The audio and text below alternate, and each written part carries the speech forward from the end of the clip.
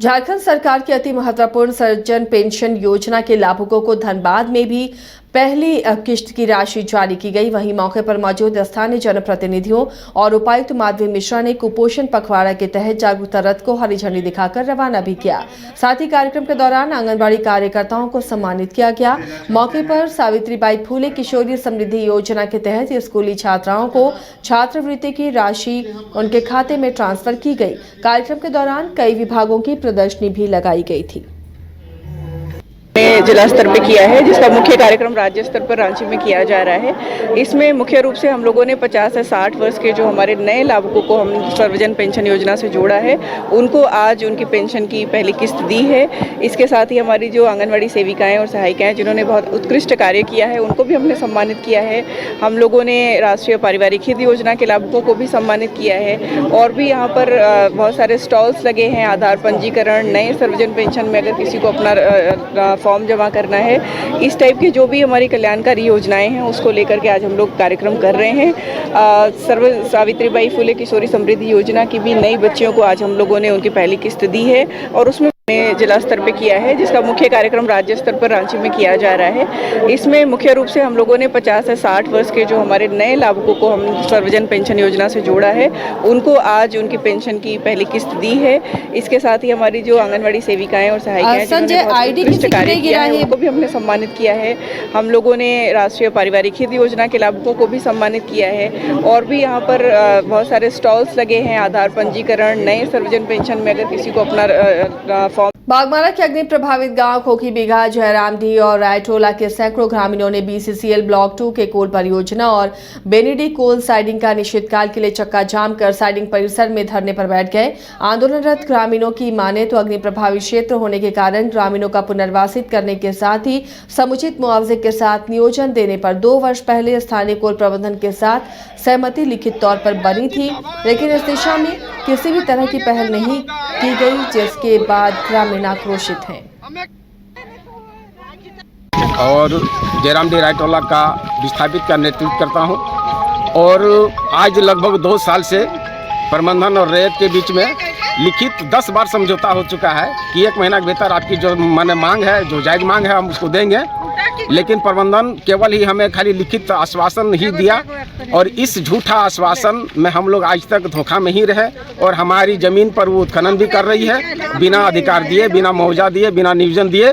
तो इसलिए हम लोग इस बार का जो हम लोग का लड़ाई, जो हम लोग का जदयू के बैनर तले और मैंने कोलियरी और जयरामडी रायटोला का विस्थापित का नेतृत्व करता हूं और आज लगभग 2 साल से प्रबंधन और रैयत के बीच में लिखित 10 बार समझौता हो चुका है कि 1 महीना के भीतर आपकी जो मांग है, जो जायज मांग है, हम उसको देंगे। लेकिन प्रबंधन केवल ही हमें खाली लिखित आश्वासन ही दिया और इस झूठा आश्वासन में हम लोग आज तक धोखा में ही रहे और हमारी ज़मीन पर वो उत्खनन भी कर रही है बिना अधिकार दिए, बिना मुआवजा दिए, बिना नियोजन दिए।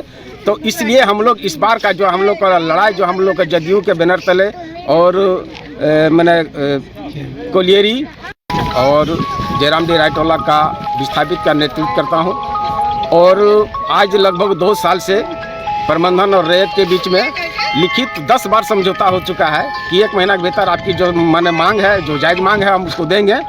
लेकिन प्रबंधन केवल ही हमें खाली लिखित आश्वासन ही दिया और इस झूठा आश्वासन में हम लोग आज तक धोखा में ही रहे और हमारी ज़मीन पर वो उत्खनन भी कर रही है बिना अधिकार दिए, बिना मुआवजा दिए, बिना नियोजन दिए। तो इसलिए हम लोग इस बार का जो हम लोग का लड़ाई, जो हम लोग का जदयू के बैनर तले और मैंने कोलियरी और झारखंड के शहरों और कस्बों में सड़कों पर बिना किसी सहारे के घूम रहे गौवंशों को गौशालाओं में पहुंचाया जाएगा।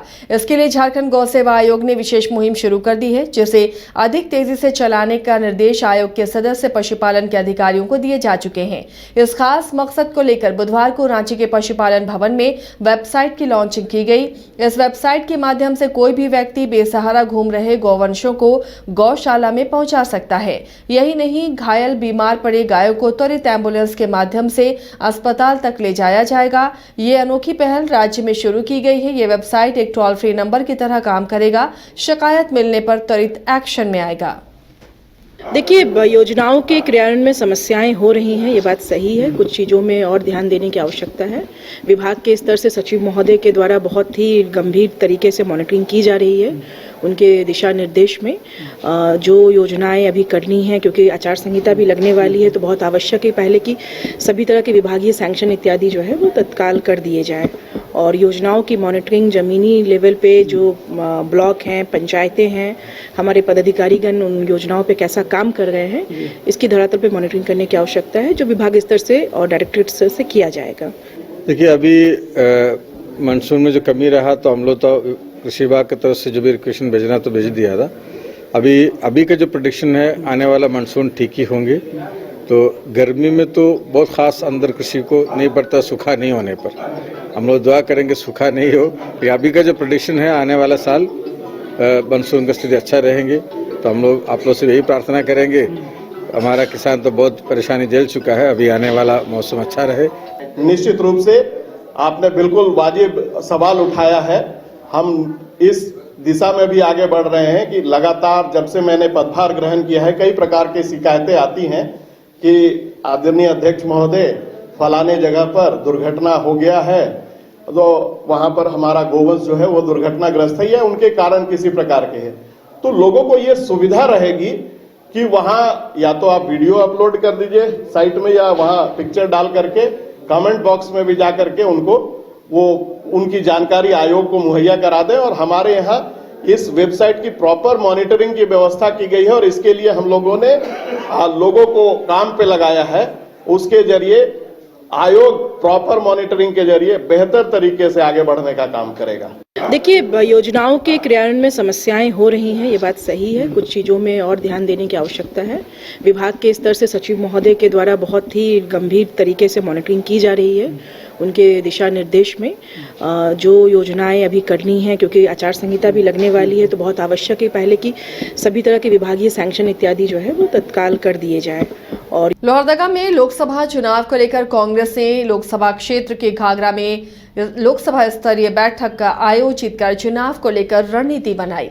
इस बैठक में झारखंड कांग्रेस प्रभारी गुलाम अहमद मीर, झारखंड कांग्रेस प्रदेश अध्यक्ष राजेश ठाकुर, कार्यकारी अध्यक्ष बंधु तिर्की, पूर्व प्रदेश अध्यक्ष सुखदेव भगत सहित कई कांग्रेस के नेता शामिल हुए। बैठक में मुख्य रूप से लोकसभा लोहरदगा सीट पर कांग्रेस के उम्मीदवार को जीत दिलाने के लिए रणनीति तैयार की गई। साथ ही कांग्रेस के शीर्ष नेताओं ने कार्यकर्ताओं में जोश भरने का भी काम किया। इस बैठक में लोहरदगा लोकसभा सीट में पड़ने वाले 5 विधानसभा क्षेत्र लोहरदगा, विशुनपुर, गुमला, सिसई और मांडर विधानसभा क्षेत्र के नेता और बूथ स्तर से लेकर जिला स्तर तक के कार्यकर्ता शामिल हुए।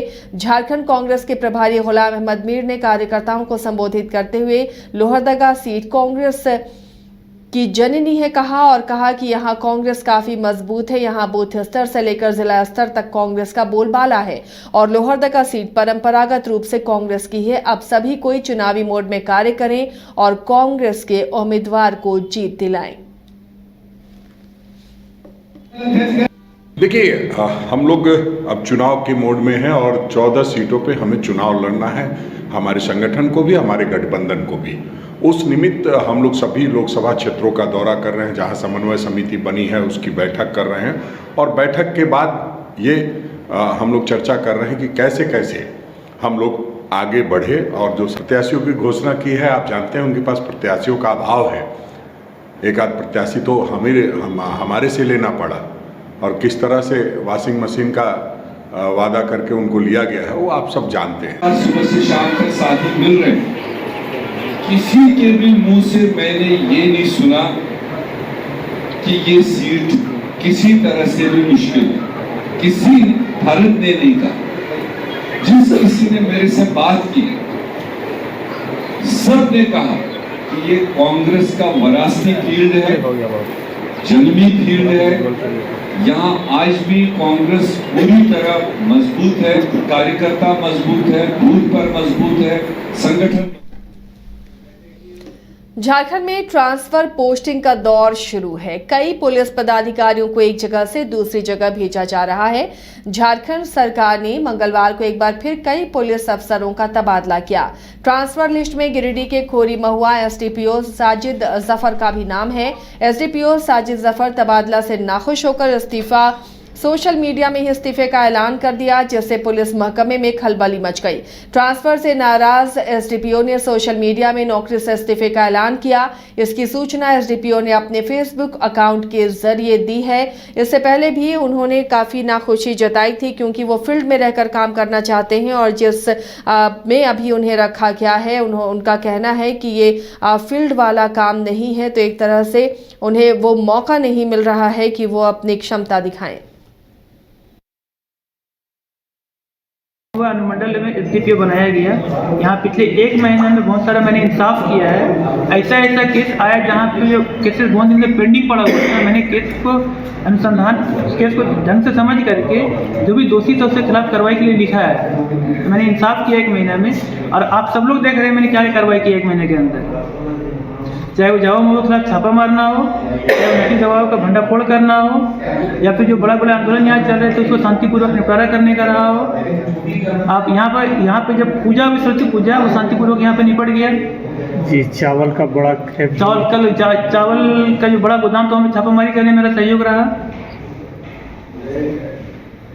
मेरा सवाल यहाँ की सरकार से है और कांग्रेस के राहुल गांधी जी से है। धनबाद में महिला सुरक्षा पर खासा फोकस किया जा रहा है। छात्राएं सुरक्षित अपने घरों से निकलकर कॉलेज स्कूल के साथ साथ कोचिंग संस्थान जाएं और निडर होकर घर लौटें। इसके लिए धनबाद पुलिस ने स्कूटी पिंक पेट्रोल की शुरुआत की है। सिटी एसपी अजीत कुमार ने पुलिस लाइन से हरी झंडी दिखाकर पिंक पेट्रोल को रवाना किया। स्कूटी सवार 2 महिला कांस्टेबल लगातार शहर के अलग अलग क्षेत्रों में गश्त लगाएंगी और किसी भी तरह की परेशानी होने पर छात्राएं उनसे डायल 100 के माध्यम से संपर्क कर सकेंगी।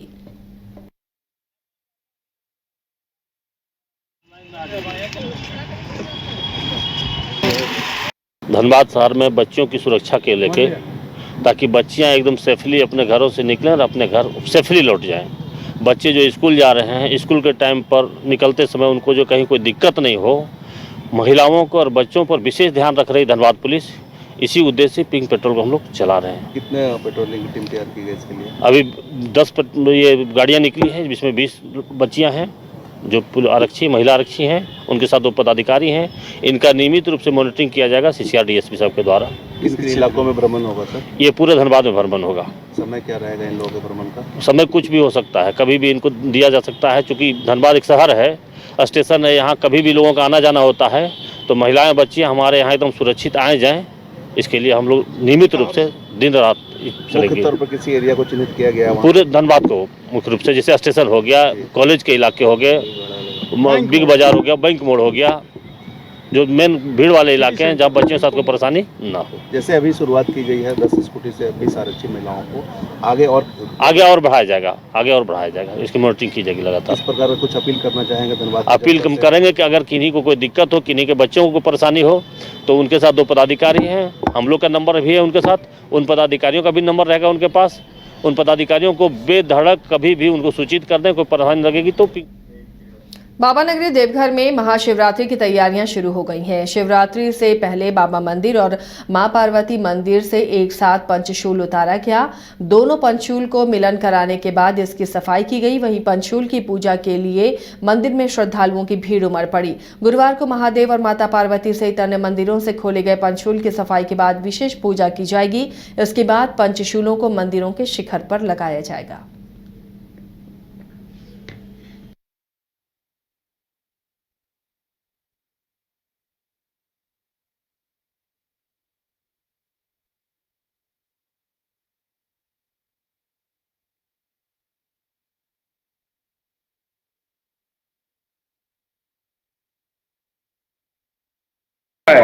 यहाँ पंचशूल है, मतलब पंचशूल का मतलब होता है 5 तत्व से शरीर का निर्माण होता है, उसका वो द्योतक है। और एकादशी के दिन में उसको उतारा जाता है शिखर से। उसके बाद द्वादशी तिथि को उसके विधिवत तंत्र द्वारा पूजा किया जाता है, फिर शिखर पर स्थापित किया जाता है। बाबा मंदिर में ऐसा मान्यता है कि जिस वक्त शिवरात्रि होती है उससे पहले ही बाबा मंदिर प्रांगण में जितने भी हमारे तीर्थ मंदिर मौजूद हैं उनके सभी पंचशूलों को उतारा जाता है। और आज शिवरात्रि से 2 दिन पहले बाबा मंदिर और पार्वती मंदिर के जो 2 हमारे मुख्य मंदिर उनका पंचशूल उतारा जाता है। उनकी पुनः दोबारा से पूजा की जाएगी और पूजा करने के बाद में दोबारा से पंचशूल को स्थापित किया जाएगा। ये ऐसी मान्यता रही है, इस मान्यता का हम सम्मान करते हैं, इसका अनुपालन भी किया जाता है। और निरसा के कांटा स्थित निरसा एसोसिएशन हाईवा एसोसिएशन संयुक्त मोर्चा कमेटी के आवासीय कार्यालय में प्रेस कॉन्फ्रेंस का आयोजन किया गया। बैठक में ट्रांसपोर्टरों पर बड़ा आरोप लगाया गया है। ट्रांसपोर्टर पर हाईवा मालिकों की करोड़ों रुपए के गबन का आरोप लगा है। हाईवा मालिकों का आरोप है कि इन्हें ट्रांसपोर्टर अधिकारियों ने ठगा है। बावजूद इसके कुछ ट्रांसपोर्टर को फिर से एमपीएल प्रबंधन ट्रांसपोर्टिंग का जिम्मा दे रहा है।